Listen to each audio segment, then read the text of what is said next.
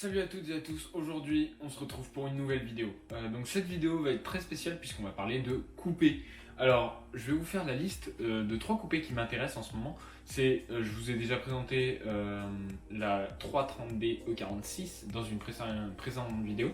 Elle va revenir là, mais pas en version diesel, cette fois-ci en version essence. Donc je vais vous présenter, enfin on va faire un comparatif de 3 voitures. Donc la 406 coupé, que voici.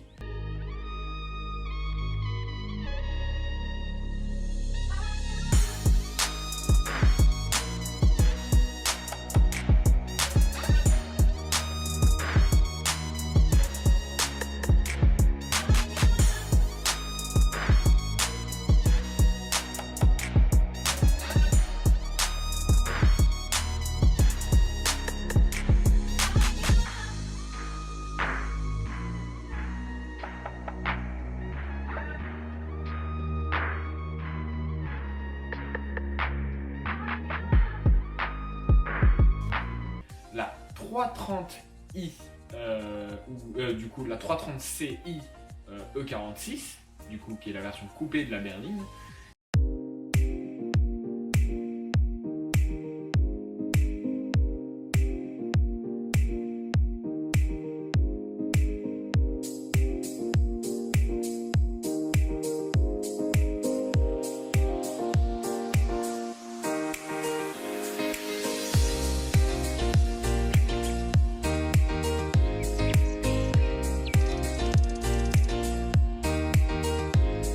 Et la CL W203 de chez Mercedes.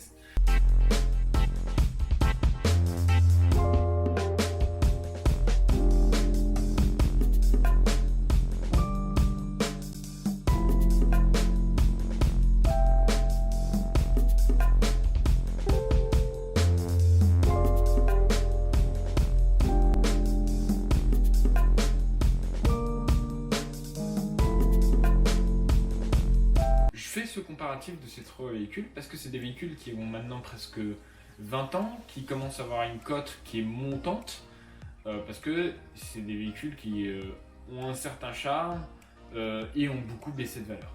Donc on va voir quels sont l'intérêt de ces véhicules. Donc on va commencer par la 406 coupé. La 406 coupé, ça a été un des plus beaux véhicules, un des plus beaux coupés français et même pas du monde, mais dans sa classe, je pense que ça a été un des plus beaux coupés. Il a été produit de 1997 jusqu'en 2004. On va lui opposer du coup la E46 coupé qui a été qui a été produite aussi de 1997 à 2006, donc c'est-à-dire une période de production de 2 ans de plus, et le CL, donc qui est la classe C en fait, mais qui est coupé. Ça ressemble plus en fait. Il n'y a pas eu vraiment de vrai coupé comme on le verrait avec les classes C d'aujourd'hui chez Mercedes à l'époque, mais comme le E46 sous forme compacte, donc la E46 Ti, Mercedes s'est lancé dans le game du coupé avec le CL qui est plus dans le form factor du E46 Ti, dont je vous mettrai des photos. Pour moi c'est plus ça s'approche de plus ça. Donc, par contre, le CL, lui, il a été produit dans les années 2000 jusqu'à 2007, donc c'est un peu plus tard. Mais j'ai pas trouvé de plus correspondant. Donc, c'est des berlines, enfin, du coup, des coupés, 3 portes, mais des véhicules de grande taille. Et donc, c'est des milieux de taille. C'est pas une classe E ou une série 7. C'est plutôt un milieu de gamme, on va dire. Donc, on va commencer par les points. Alors, je vais attribuer un certain nombre de points pour à la fin voir ce que ça donne. On va commencer par le style extérieur. Pour moi, le style extérieur, on a donc la 406 coupé qui remporte ses 3 points. 3 points mérités. Parce qu'on a une voiture qui est élégante, qui est fluide, qui est souple dans sa ligne et qui perdurera, je pense, des années et des années. Ça a été dessiné par Pininfarina, qui en fait quand même un gage de qualité, on va dire. Pour moi, le mérite, du coup, c'est 3 points. Ensuite, on va sur la E46 coupé, qui est beaucoup plus sportif, beaucoup plus musclé, contrairement à la 406. Mais je trouve que c'est une question de style, et donc c'est subjectif, mais les deux se valent. Mais je pense que la E46 est beaucoup plus sportive et beaucoup plus musclée et du coup un peu va moins perdurer, ça va dépendre des goûts, ça va être beaucoup plus transcendant que la E46. La E46, beaucoup plus de monde va la voir et va dire... la 406, excusez-moi. La 406, beaucoup plus de monde va la voir et va dire « Oh, c'est une belle voiture. C'est une belle voiture. » Contrairement à la 46 qui va beaucoup plus diviser. Alors l'ACL, pour moi, de chez Mercedes, va clairement être un gros souci puisque je la trouve vraiment pas très belle. Son arrière est vachement étrange. Ça fait un peu trop papy, il n'y a pas vraiment d'élégance et ni de musculature, donc je lui trouve rien cette voiture. Donc je lui ai mis un point, mais je sais même pas si elle devrait en remporter un. Ensuite, on va passer sur le style intérieur, donc l'intérieur du véhicule. Alors, pour moi, c'est clairement la Mercedes qui remporte ces 3 points. Donc, ce qui lui fait, déjà, c'est la plus confortable, mine de rien. C'est celle avec l'intérieur qui a le moins vieilli, la 406. Oh là là là là, on sent qu'elle a des années de conception. On sent que c'est une française et qu'elle a été faite pour pas coûter cher. Mais par contre, elle a un intérieur qui est respectable, surtout avec son cuir marron qui est vachement sexy quand même. Il y a une version restylée avec version 7 Antani qui a un pommeau un peu plus. Un pommeau avec le cuir de couleur, une petite boiserie et tout ça. Ça va au niveau, mais ça a été tellement limité en exemplaires que je pense que ça ne compte pas. Et du coup, le style ne vient pas pour la 406 à l'intérieur, mais les 3 points vont à la Mercedes. En deuxième, j'ai mis du coup BMW pour sa qualité d'intérieur, forcément.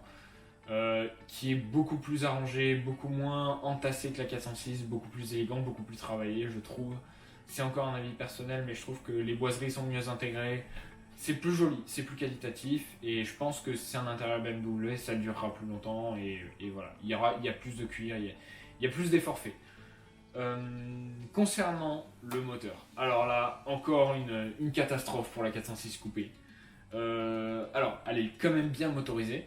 Elle est motorisée par un V6 de 3 litres, il y en a eu deux. Il y en a eu un qui a sorti 190 chevaux et un qui a sorti 210. Je vais prendre le 210 pour ce comparatif, mais bon, c'est raisonnable. J'ai un ami qui a une 406 coupée. Le son est magnifique, avec un échappement troué, avec un vrai échappement fermé. Le son est un peu triste, mais c'est pas très grave, ça se résout vite. C'est un moteur qui est très onctueux. Il n'est pas très rageur, mais il procure beaucoup de plaisir. Mais on fait mieux chez les Allemands malheureusement. Donc qu'un point pour la 406 coupée. Par contre, chez BMW, là, ça mérite les 3 points amplement avec ce 6 cylindres en ligne. L'avantage du 6 cylindres en ligne, c'est qu'en fait, c'est un moteur qui est parfaitement équilibré sur tous les axes. Alors, je sais pas trop comment l'expliquer parce que c'est très technique, mais en fait, ce qui se passe avec le V6, c'est qu'il y a un angle qui pose problème et du coup qui désaxe en fait le moteur et qui le rend moins stable, moins comment ça s'appelle, et donc moins performant autour. Par contre, sur le 6 cylindres en ligne, ça le rend beaucoup plus robuste. C'est une question de mécanique, j'ai pas envie de faire un cours mécanique, c'est un peu chiant, il faudrait vous sortir les Doliprane, ça sert à rien. Mais retenez que quand il y a un 6 cylindres en ligne, oui, ça prend plus de place, mais le son sera meilleur avec sa particularité. La robustesse sera largement meilleure, donc sa fiabilité sera meilleure. Et c'est un moteur qui sera beaucoup plus rageur et beaucoup plus équilibré. Il sera plus équilibré et il sera plus robuste et il ira beaucoup plus dans les tours. Il y a des 6 cylindres chez BMW qui vont jusqu'à 9000 tours minute. C'est superbe. Donc ça va à BMW pour le caractère rageur, très sportif du moteur, un moteur très agréable à conduire. Et grâce au système Vanos, qui est en fait très économique. Hein. C'est un 6 cylindres en ligne de 3 litres, donc une cylindrée un peu grosse par rapport à ce qu'on a l'habitude de voir chez les Françaises.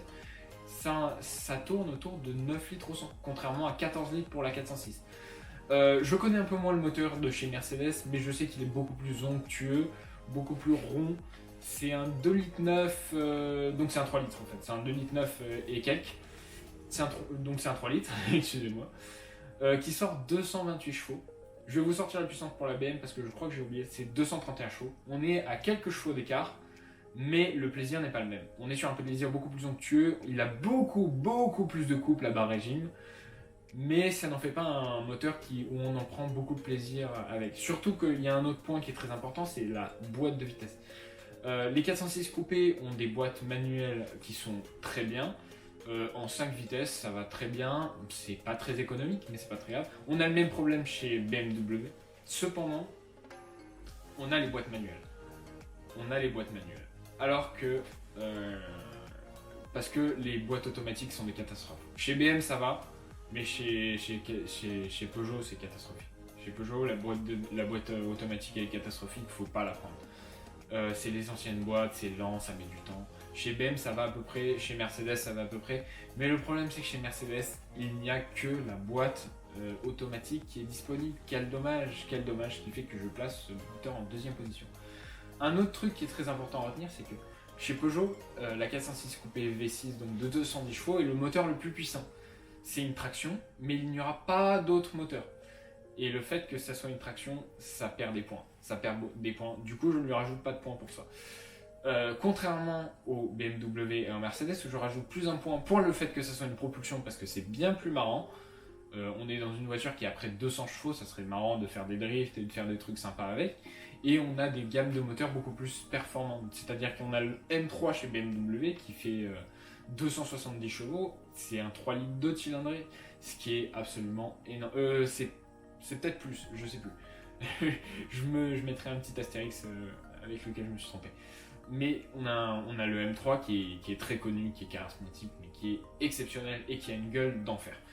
Et chez Mercedes, on a une gamme de moteurs beaucoup plus élargie, avec beaucoup plus de moteurs diesel, qui vont jusqu'à la gamme AMG. Je sais pas trop ce que ça veut dire, ils ont fait un moteur diesel AMG, je sais plus combien de litrages. Mais on va chez le V8 aussi. On va avec un V8, on a le CL55 AMG, avec le V8 de 5 litres 5. Ça, c'est que du bonheur, contrairement à Peugeot et à malgré BMW, voilà. Mais c'est pas la même gamme, c'est beaucoup plus confortable, c'est beaucoup moins sport que BMW. Mais là, on compare des véhicules à motorisation égale, c'est très important ça.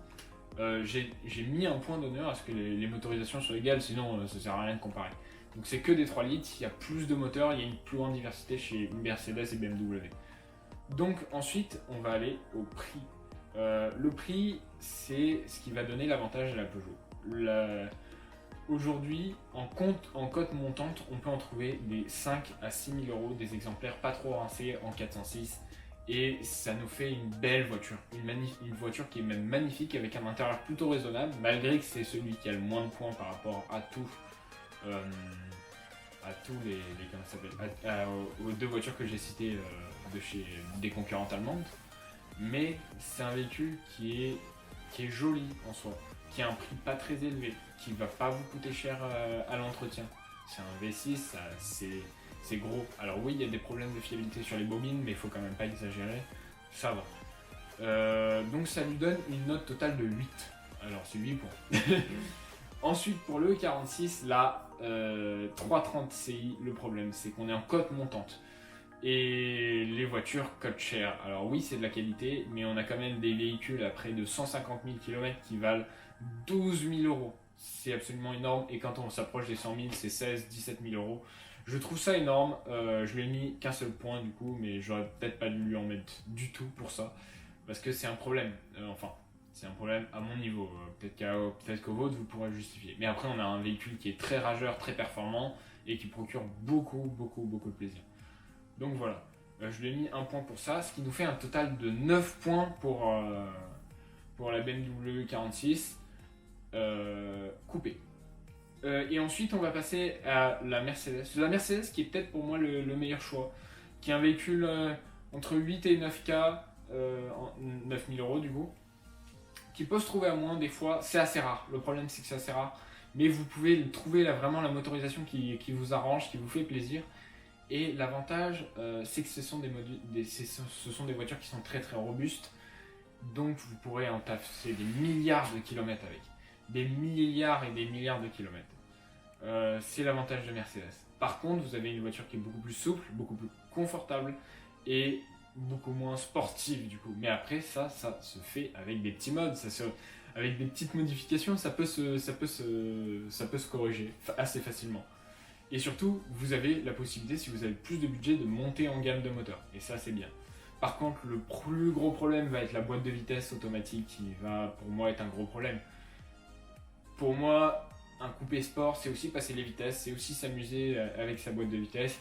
Et on perd un peu ce plaisir. Mais c'est un véhicule qui, pour moi, est très cohérent. Alors, si vous avez un petit budget, je vous conseille du coup la Peugeot. Si vous avez un très très gros budget, euh, c'est votre choix entre la BMW et la Mercedes parce que ce sont deux voitures qui ont deux philosophies bien différentes. Sachez tout de même que la BMW est bien plus chère et qu'elle est vachement cotée. Les fans de BMW la cotent énormément et du coup c'est dur d'en trouver des exemplaires qui sont pas surcotés en fait. Voilà. C'est tout pour cette vidéo, je vous remercie d'avoir regardé, j'espère qu'elle vous aura plu et puis on se dit à la prochaine pour une nouvelle vidéo.